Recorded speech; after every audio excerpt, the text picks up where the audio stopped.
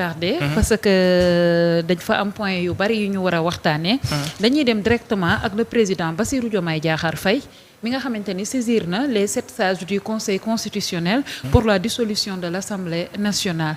Est-ce que ça vaut le coup dem gisi ji 7 sages yi te moom mu am les prérogatives ngir mën a dissoudre Assemblée nationale bi ak Assemblée nationale bi réponse bi ñëpp xam nañ ko le 13 septembre rek la ñu mën a def li nga xamante ne moom moo di la dissolution de l'Assemblée nationale ban analyse nga ciy indi Yarga.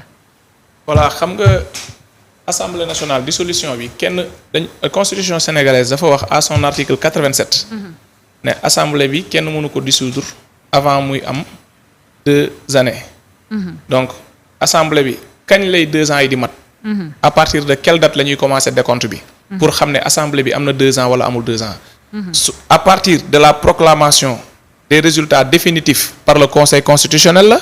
wala à partir de l'installation de la nouvelle législature la.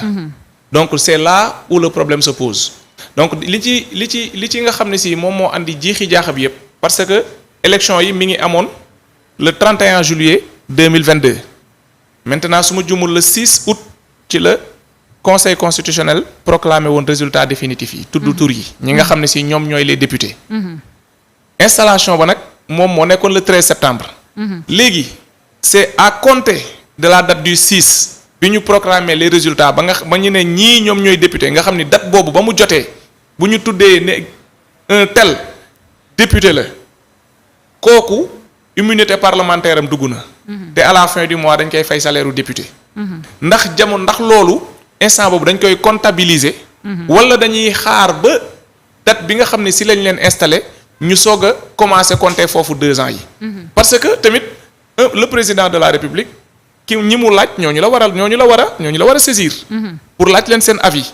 pour xool ndax à compter de la date de l'installation la wala datu proclamation résultat yi d'autant plus que.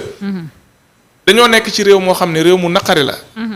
parce que bu fekkoonte ni da nga jug le président de la République constitution bi daf ko ne mën na demander avis premier ministre assemblée nationale. Après mu procéder à la dissolution de l'Assemblée nationale. Mais il faut que assemblée boobu am 2 ans léegi nag question bi fan la nekk kañ la assemblée bi di am 2 ans am na ko déjà wala des na ay jours. Donc président balaa muy dugg ci loo xam ne si dafay nekk ci andi jiixi jaaxa ci boppu sénégalais yi mu jébbal ko ñi nga xam ne si ñoom ñooy les personnes habilitées ñoom ñooy gardiens maanaam comme par exemple le conseil constitutionnel pour ñoom ñu trancher. léegi bu ko defee après le président jël ndogal ci dissolution assemblée bi wala bañ ko dissoudre loolu si moom la des prérogative am la. su ñu sukkandikoo ci expert électoral bi di Ndiaga Sylla tey dañu ko daal di laaj ci li nga xamante ne moom moo di article 87 boobu nga doon tudd léegi. ñeel constitution bi mais moom dafa dikk si waat ci li nga xamante ne moom moo di code électoral. muy xamle daal di ne. bu ñu yem ci article 87 ngir def dissolution assemblée nationale. mais nañu xool tamit li nga xamante ne moom moo di code électoral. ñaar article 57. L 59. ak 173 si je ne me trompe pas ak L 176. nee na bu ñu ko xoolee. ñeel li nga xamante ne ni moom moo di parrainage yi. su boobaa bu ñu nee dañuy dem ci ay élections législatives ab. ndëgg sërëx dina daal di am. ndëgg sërëx boobu noonu li koy waral. mooy date yoo xamante ne nii war nañ cee mën a toog collecté ci ay parrainage jëm ci ay élections anticipées su boobaa loolu du mën a doon lu possible ngir ñu taxawalaat beneen assemblée bu yees. lu tax la ko lan yan raison la taxaw ne loolu du mën a possible. parce que durée bi nga xamante ne nii joxe nañ ko pour 5 jours yoo xamante ne war nañ ci dem uti ji ay parrainage mu daal di ne foofu ay élections anticipées mënoo ko fa am. non en fait. assemblée bi bis bu ñu ko xasee ba dissoudre le décret bi nga xam ne mooy dissoudre assemblée nationale d'après la constitution c'est ce même décret là moom mooy fixer datu prochaine élection yi pour les législatives. Maintenant ça doit être compris entre les 60 jours au minimum 90 jours au maximum comprendre nga léegi nag ci biir loolu ci biir délai boobu yaakaar naa ni ci biir am nañu carrément on a le temps qu'il faut. pour mën a dem ci wàllum parrainage yi pour mën a def élection moom dafa am benn date butoir bu mu joxee par rapport ak année bi di ñëw wala qu'est-ce qui se passe parce que constitution bi li mu wax c'est très clair le président de la République peut après avoir recueilli l'avis du premier ministre et celui du président de l'Assemblée nationale prononcer par décret la dissolution de l'Assemblée nationale. Toutefois, la dissolution ne peut intervenir durant les 2 premières années de législature.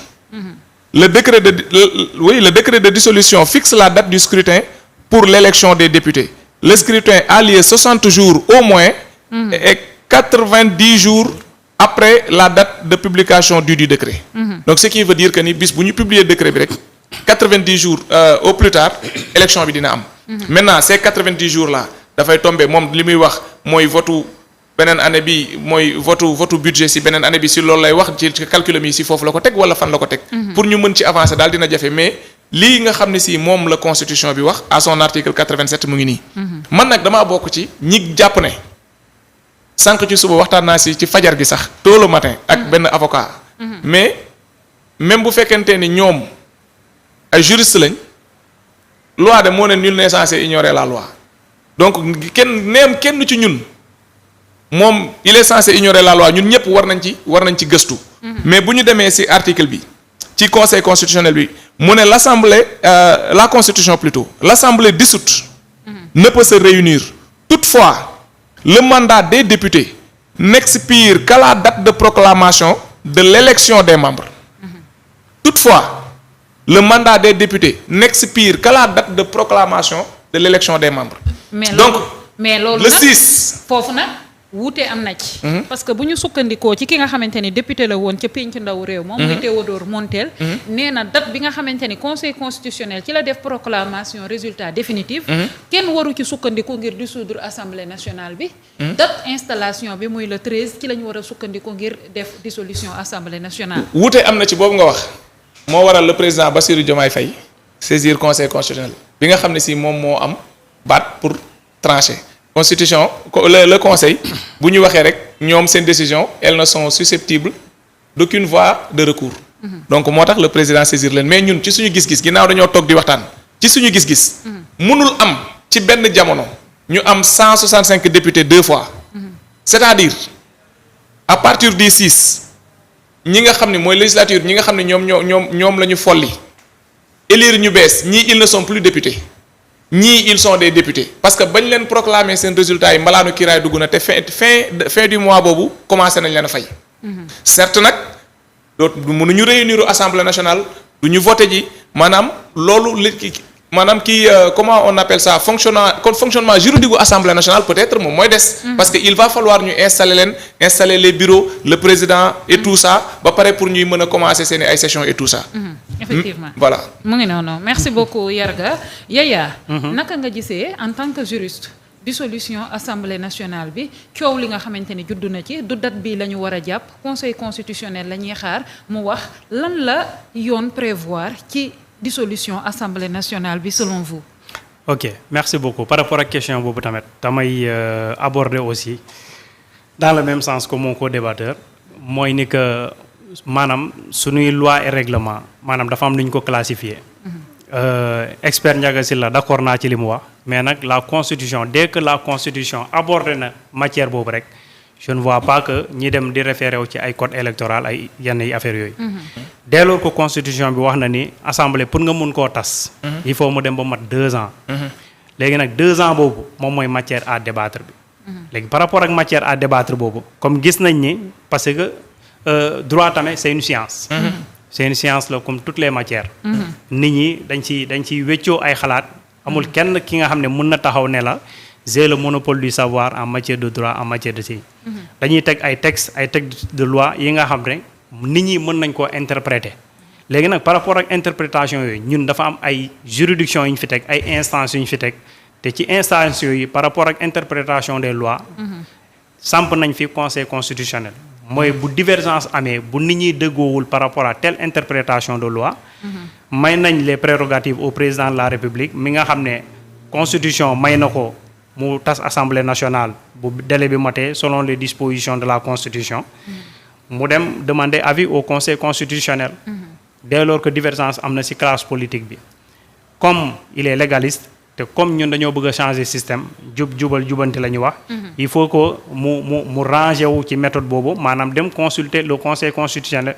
maintenant par rapport à l'avis que lui servira le conseil constitutionnel. il peut prendre une décision. je crois que pour le moment la classe politique sénégalaise certes on peut continuer à débattre sur la dissolution ou non de l'Assemblée nationale. wala sur le moment ou non ñenn ñi ñu ngi wax ni c'est à partir de la proclamation définitive des résultats. ñenn ñi ñu ngi wax ne c'est à partir de l'installation. Mais boo xoolee par rapport aux argumentaires des uns et des autres ku ne mën na la ci convaincre par rapport ak position. Parce que dès lors qu'on proclame les résultats définitifs, automatiquement le député a son immunité. Kon à partir de ce jour, il commence à être député. Et il perçoit son salaire à la fin de ce mois. Effectivement. Léegi nag la prise de fonction. boobu moom moo dem ba mois de septembre. Effectivement. Léegi nag nan lañ koy juger.